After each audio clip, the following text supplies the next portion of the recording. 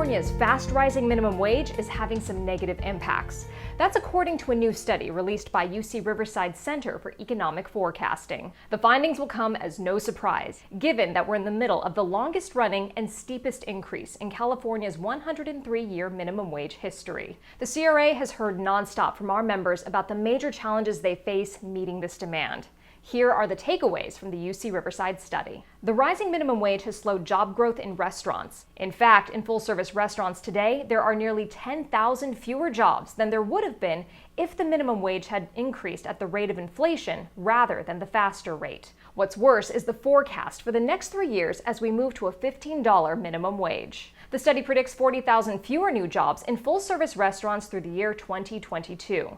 The workers most impacted by the loss in opportunities are low-skilled workers, part-time workers, and the disabled. The restaurants most vulnerable are full-service, locally owned restaurants. The parts of the state most affected are the regions that have historically had the highest unemployment rates. That includes the Inland Empire and the Central Valley. But here's an interesting irony. Even though the minimum wage has already risen 50% in 6 years, the real average gain to restaurant workers was only a 4% increase in pay. Economists scratch their heads over this, but industry analysts know why. It's because workers lost hours. A different study by the University of Washington confirmed that when they studied Seattle's minimum wage. It's worth noting that the federal government reported just days ago that job growth continues at a healthy pace nationally. Yet in 3 states, the latest numbers showed a dip in employment. Those states are California, Washington, and Minnesota. Is this related to restaurants? Will it be lasting? We don't know.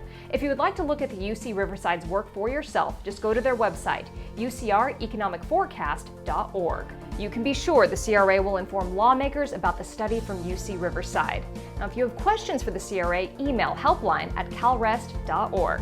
I'm Sabrina. Thank you for watching.